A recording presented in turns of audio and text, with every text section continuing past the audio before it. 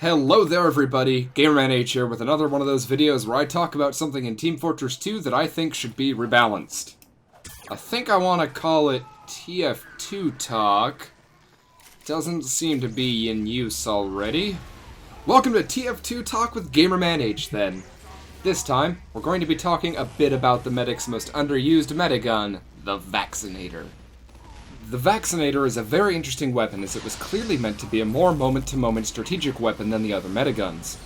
You can cycle through the resistance types to give you and your healing target minus 10% damage of that type.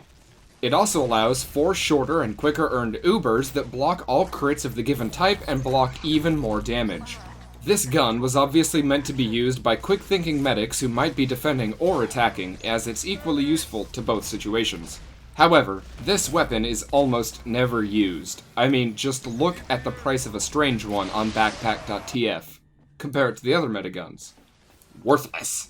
I think it has something to do with the weak Uber effect, as it doesn't totally negate damage like the stock one does, and it doesn't heal you and your target so fast that the damage is barely a factor like the quick fix, and it doesn't even provide a clear benefit to use like the Kritzkrieg.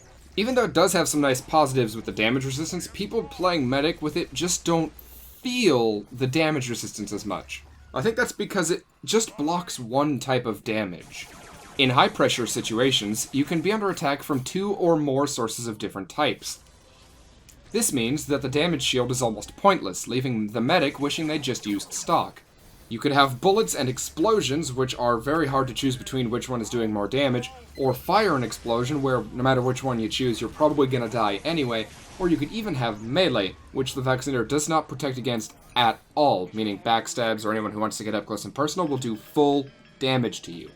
Perhaps if they made the Uber Medic reduce all types of damage, melee and all, or made you absorb some of the matching damage as health, that would be a little bit better, but those aren't the big changes I want to discuss with you guys today.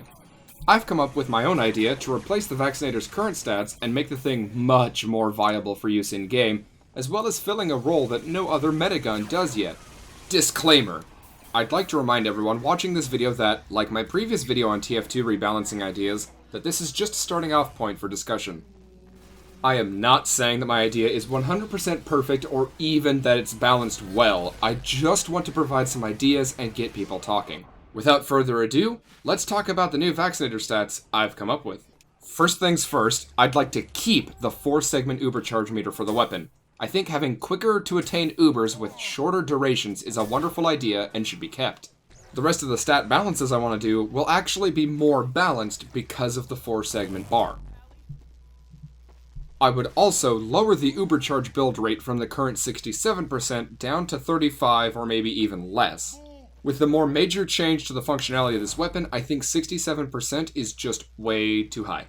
And now, for the big change. Instead of providing a 2.5 second resistance bubble to both the medic and the healer, we're going to look at the namesake of the gun, vaccinations for power. What do vaccinations do? Shield against sickness. What will this gun do? Shield against weapons. If we were to replace the 2.5 second bubbles with 3 to 4 second shields like the ones from MVM, but possibly more narrow and also non-damaging, we could give the medic a way to help out an entire team all at once. You see, all of the metaguns focus on just the healer and the target, which are only 2 people on your team. If we were to make the Vaccinator use a shield, you'd be able to help everyone on your team, or at least as many people as you could fit behind the shield, opening up a completely new metagun playstyle. Of course, the shield would be narrow enough that the team would have to be organized, and there's not much of a chance the entire team could easily fit behind the shield, but it would open up new gameplay options for the medic.